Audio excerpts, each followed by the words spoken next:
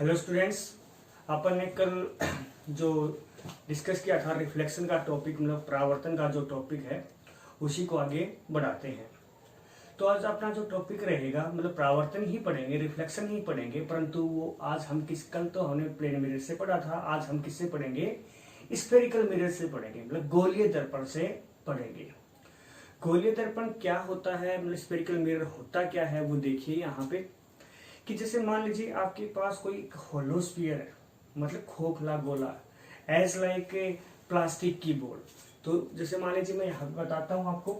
जैसे मान लीजिए यहाँ पे ये प्लास्टिक की बॉल हो गई है जिसे अपन यहाँ पे होलो स्फीयर बोल रहे हैं, ठीक है। इसका एक छोटा सा पार्ट हम यहाँ से क्या कर देते हैं, कट कर देते हैं। तो छोटा सा पार्ट हमारे पास ये हो गया है। अब इसके इस एक साइड को अपन क्या कर देंगे, यहाँ पे पॉलिश कर देते हैं। पॉलिश अपन, हमारे पास दो ऑप्शन है। पॉलिश हम यहाँ पे बाहर की साइड से भी कर सकते हैं, तो हम अंदर की साइड से भी पॉलिश कर सकते हैं। तो जो एक पार्ट है एक होलो स्फीयर का, मतलब खोखले गोले का एक छोटा सा हिस्सा है जिसको हम एक साइड से पॉलिश कर देते हैं, तो वो क्या कहलाता है, यहाँ पे स्फेरिकल मिरर कहलाता है, मतलब गोलीय दर्पण कहलाता है। परंतु यहाँ पे जैसे मैंने आपको बताया कि हमारे पास दो ऑप्शन थे पॉलिश करने के, या तो बाहर की साइड या अंदर की साइड। इस पॉलिश करने के आधार के अनुसार हम यहाँ पे जो स्फेरिकल मिरर है इसके दो टाइप बना रहे हैं। तो यहाँ पे दो कौन कौन सी टाइप है, ध्यान से सुनना। अगर मान लीजिए आपने बाहर की साइड से आपने क्या किया है, मतलब पॉलिश किया है, तो हम इसको क्या बोलेंगे, कॉनकेव मिरर, मतलब अवतल दर्पण।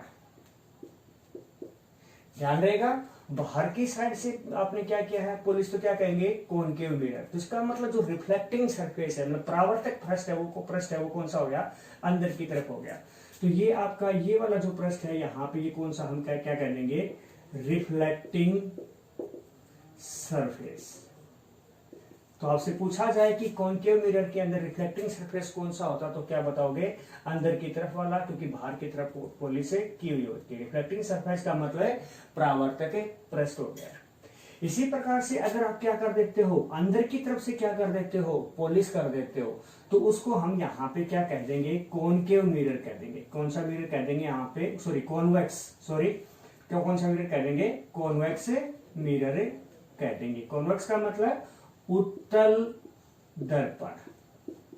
तो ध्यान रहे, अगर अंदर की तरफ से पॉलिश किया तो कौन सा मिरर हो जाएगा, कॉन्वेक्स मिरर, मतलब उत्तल दर्पण। तो यहाँ पे जो रिफ्लेक्टिंग सरफेस है वो कौन सा हुआ, ये वाला हुआ, मतलब परावर्तक पृष्ठ है ये बाहर की तरफ वाला हुआ, तो ये यहाँ पे रिफ्लेक्टिंग सरफेस ये हो गया, ठीक है। तो आपसे यहाँ पे पता चला कि गोलीय दर्पण क्या होता है। तो आप क्या बताओगे कि a part of hollow sphere which one side is polished is called spherical mirror. मतलब किसी खोखले दर्पण का हुआ है एक छोटा सा हुआ है हिस्सा जिसका एक साइड पॉलिश कर रखी है, उसे हम क्या बोल देते हैं, गोलीय दर्पण कहते हैं।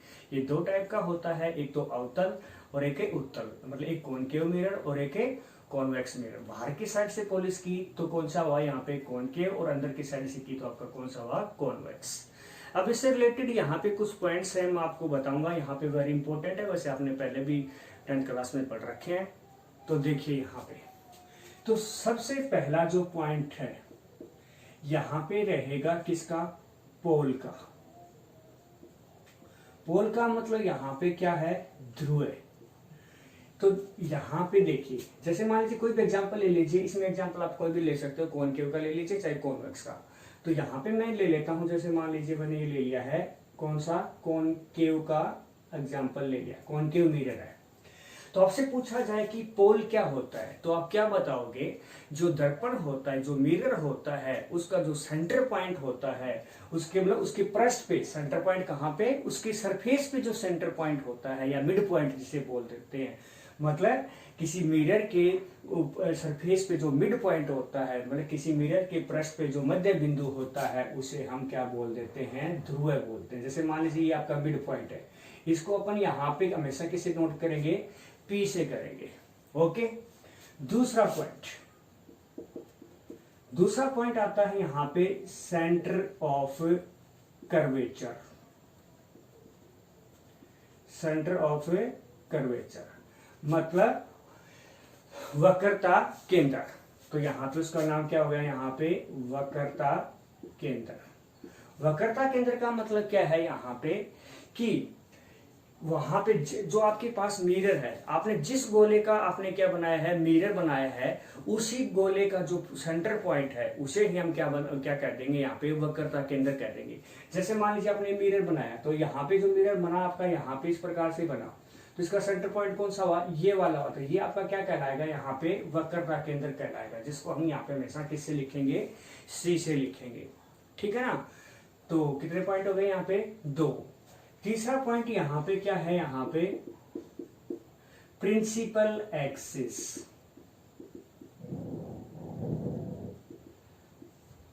मतलब मुख्य एक्स। मतलब मुख्य एक्स का क्या है कि वो लाइन जो सेंटर ऑफ कर्वेचर और पोल से होती हुई पास होती है, उसे हम क्या बोल देते हैं, प्रिंसिपल एक्सिस बोलते हैं। तो ये आपका क्या होगा, यहाँ पे ये प्रिंसिपल एक्सिस हो गया है, मतलब मुख्य एक्स हो गया है।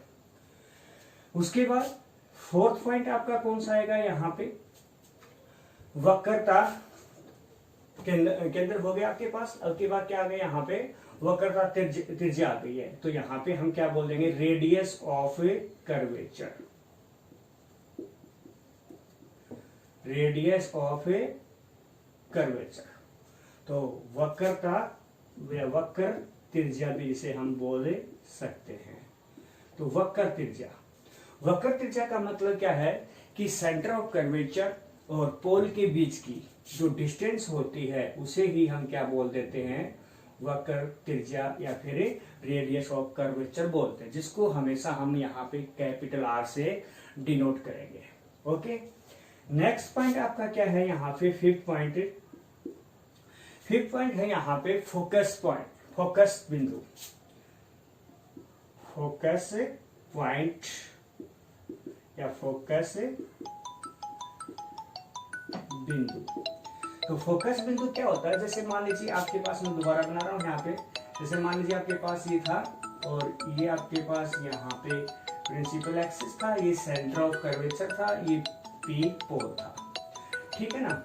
आप यहाँ पे फोकस पॉइंट है करा कि जो प्रिंसिपल एक्सिस है इसके पैरेलल जो रे इंसिडेंट होती है, और वो इंसिडेंट होती है और रिफ्लेक्ट होने के बाद प्रिंसिपल एक्सिस को जिस पॉइंट के ऊपर काटती है, उस पॉइंट को हम यहाँ पे क्या बोलते हैं, फोकस पॉइंट बोलते हैं।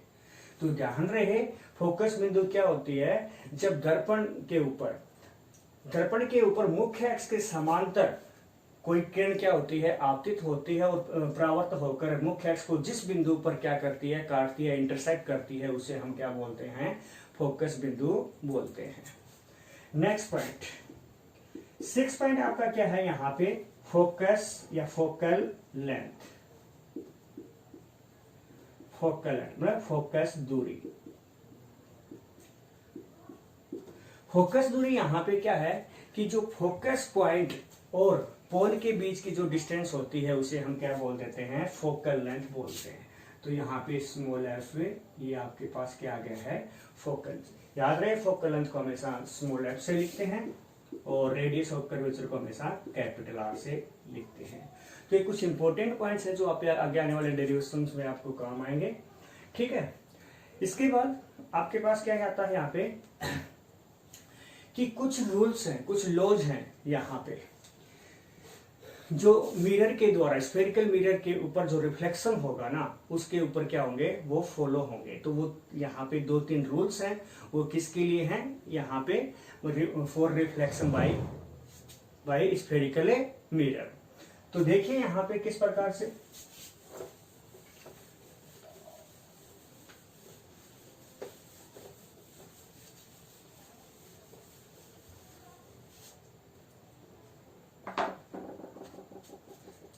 तो नेक्स्ट पॉइंट अपना क्या है यहाँ पे, rules for reflection by spherical mirror.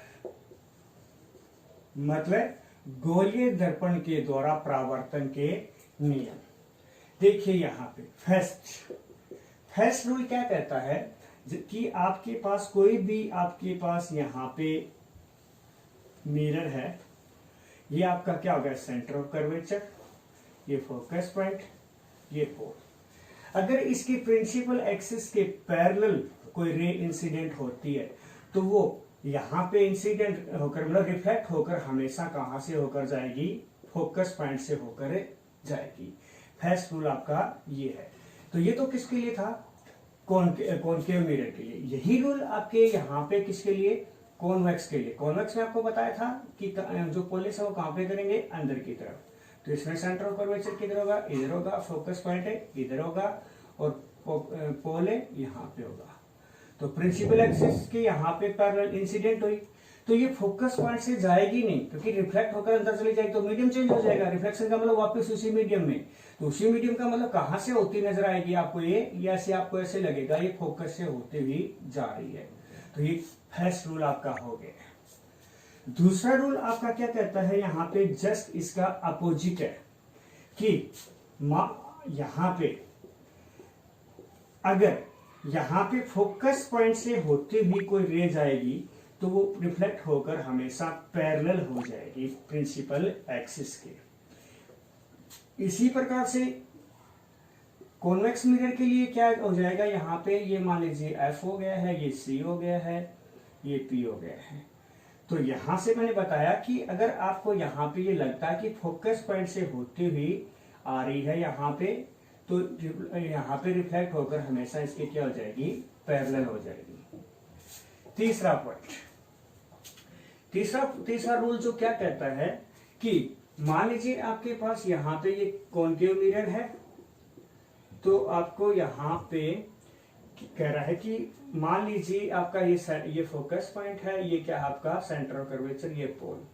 अगर आपके यहाँ पे सेंटर ऑफ कर्वेचर से होती हुई इंसिडेंट होती है तो ये वापस उसी डायरेक्शन में ही, वापस इसी डायरेक्शन में ही क्या हो जाएगी, रिफ्लेक्ट हो जाएगी। ठीक है ना। ये किसके लिए हो गया है, यहाँ पे ये कॉन्वेक्स कॉनकेव के लिए हो गया। कॉनकेव के लिए करोगे तो क्या आ जाएगा आपके पास, यहाँ पे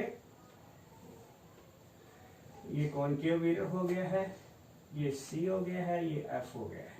तो जैसे मान लीजिए यहाँ से होती हुई नजर आएगी तो ये वापस से इसी डायरेक्शन में क्या हो जाएगी, रिफ्लेक्ट हो जाएगी। 3 रूल। चौथा रूल क्या कहता है कि मान लीजिए किसी भी एंगल के ऊपर, कोई भी एंगल है आपका, यहाँ पे पी हो गया, मान लीजिए सी हो गया, ये एफ हो गया, किसी भी एंगल के ऊपर पोल के ऊपर इंसिडेंट होती तो उतनी एंगल से क्या हो जाएगी, ये मतलब ये थीटा है तो ये भी कितने का, थीटा का ही होगा। इसी प्रकार से इसके लिए करोगे तो क्या आ जाएगा, यहाँ पे ये एफ हो गया है, ये सी हो गया है, तो यहाँ पे किसी भी एंगल पे इंसिडेंट हो तो उसी एंगल से क्या हो जाएगा, यहाँ पे रिफ्लेक्ट हो जाएगा। इस प्रकार से यहाँ पे कुछ रूल्स थे, 4 रूल्स थे यहाँ पे कि तो यहाँ तक। तो ये डायग्राम शायद आपको दिख नहीं रहे हैं दोनों, ये वाला लास्ट वाला मैं इसको थोड़ा सा नीचे बना रहा हूँ, दोबारा से देखना। यहाँ पे देख लीजिए ये वाला, तो ये वाला जो कॉन्वेक्स वाला कौन सा था, यहाँ पे इस प्रकार था, तो ये एफ हो गया है, ये सॉरी सी हो गया है, ये एफ हो गया है। तो ये वाला था कि जैसे जिस एंगल के ऊपर इंसिडेंट होता, मान लीजिए पी पॉइंट ये था, तो जिस एंगल पे इंसिडेंट हुआ था उसी एंगल से क्या हो जाएगा, ये रिफ्लेक्ट। ये तो कॉमन रूल जो अपने पास वो कल क्या था उसी में हो गए। तो इस प्रकार से जो स्फेरिकल मिरर है उससे रिफ्लेक्शन कैसे कैसे होंगे, उनके लिए 4 रूल्स हैं। पहला क्या है कि जब पैरेलल होती हुई इंसिडेंट होगी तो हमेशा फोकस से, दूसरा कि फोकस से होती जाएगी तो हमेशा पैरेलल हो जाएगी रिफ्लेक्शन के बाद, तीसरा आपका क्या था कि सेंटर ऑफ कर्वेचर से होकर जाएगी तो वापस उसी डायरेक्शन में, चौथा मान लीजिए किसी एंगल के ऊपर इंसिडेंट होती है तो उसी पोल के ऊपर उसी एंगल से क्या हो जाएगी, रिफ्लेक्ट हो जाएगी। ठीक है। एक पॉइंट और बता देता हूं यहाँ पे कि उस नेक्स्ट टॉपिक जो है वो क्या होगा, यहाँ पे साइन कन्वेंशन। क्या होगा यहाँ पे, साइन कन्वेंशन मतलब चिन्ह परिपाटी। चिन्ह परिपाटी का मतलब क्या है कि इसके अंदर हम कोई भी डिस्टेंस मेजर करेंगे तो वो पॉजिटिव कौन सी होगी, वो पॉजिटिव कब होगी और कब वो नेगेटिव होगी, ये बात अपने को यहाँ पे इससे पता चलेगा। तो देखिए जैसे मान लीजिए आपके पास ये मिरर है और ये यहाँ पे क्या है, पोल है, ये आपका फोकस पॉइंट है, ये सेंटर है। याद रखना कि इंसिडेंट रे की डायरेक्शन में क्या होगा, जो डिस्टेंस होगी वो हमेशा पॉजिटिव होगी, मतलब आपतित किरण की दिशा में क्या दूरी को क्या होगी, हमेशा पॉजिटिव होगी। जैसे मान लीजिए आप यहाँ पे पोल है तो रे इधर से आ रही है, तो इधर आप मतलब पोल से राइट साइड में आप मेजर करोगे तो आप क्या क्या होगी, मतलब सिंपल तौर पे लिखेंगे तो क्या फर्स्ट क्या है, इन डायरेक्शन ऑफ इंसिडेंट रे, मतलब आपतित किरण की दिशा में जो डिस्टेंस है वो क्या होगी, यहाँ पे पॉजिटिव होगी। तो या शॉर्टकट में याद करने का, लिखना तो आपको एग्जाम में ये है, परंतु शॉर्टकट में आपको मैं बता देता हूं कि जो पोल है ना, पोल के जो राइट साइड में, कौन सी साइड में, राइट साइड में जो इधर वाली डिस्टेंस है वो हमेशा क्या होगी, पॉजिटिव। ये जो वाला पॉइंट है ये शॉर्टकट है, तो याद रखने के लिए, बस लिखने में ही आएगा, इन direction of incident ray distance is a positive. दूसरा रूल आपका क्या, दूसरा जो साइन कन्वेंशन के अंदर क्या है कि इन अपोजिट डायरेक्शन में, मतलब विपरीत दिशा में क्या हो जाएगा, अपोजिट डायरेक्शन के अंदर जो डिस्टेंस है वो क्या होगी, यहाँ पे नेगेटिव होगी, मतलब लेफ्ट साइड में। तो यहाँ पे लिख देता हूँ आगे से आगे, मतलब लेफ्ट साइड किसके, पोल के, किसके, फ्रॉम पोल, क्या होगी यहाँ पे डिस्टेंस नेगेटिव होगी। ठीक है, कितने रूल्स हो गए, 2। तीसरा रूल क्या है यहाँ पे कि जो प्रिंसिपल एक्सिस है इससे मतलब अपर डायरेक्शन में, मतलब ऊपर की तरफ आप डिस्टेंस मेजर करोगे तो वो यहाँ पे क्या आएगी, पॉजिटिव, और नीचे की तरफ करोगे तो क्या आ जाएगी, नेगेटिव। तो क्या लिख दोगे, इन अपर डायरेक्शन, इन अपर, या सीधा लिख दो in at above the principal axis, मतलब प्रिंसिपल एक्सिस से ऊपर डिस्टेंस है वो क्या होगी, यहाँ पे पॉजिटिव। और तीसरा रूल था सॉरी ये, और चौथा रूल क्या आ जाएगा यहाँ पे, at below the principal axis distance क्या होगी, यहाँ पे नेगेटिव होगी। मतलब सीधी सी बात है, प्रिंसिपल एक्सिस से ऊपर पॉजिटिव और नीचे नेगेटिव। तो साइन कन्वेंशन कितने रूल है, 4। क्या कि पोल से राइट साइड में पॉजिटिव, लेफ्ट साइड में नेगेटिव, और डायरेक्ट इंसिडेंट रे के डायरेक्शन में पॉजिटिव और अपोजिट डायरेक्शन में negative. Above the principal axis से क्या रहेगा यहाँ पे पॉजिटिव, और बिलो द क्या रहेगी यहाँ पे नेगेटिव। तो आज के लिए इतना काफी है स्टूडेंट्स। कल अपन इससे रिलेटेड जो मैंने बातें बताई हैं वो कल रिविजन स्टार्ट हो जाएंगे, उसमें काम आएगी, या इमेजेस बनाना सीखेंगे अपन। ठीक है, थोड़े ये जो रूल्स हैं जो मैंने बताए रिफ्लेक्शन के और साइन कन्वेंशन के, इसे अच्छे से देखना। ओके।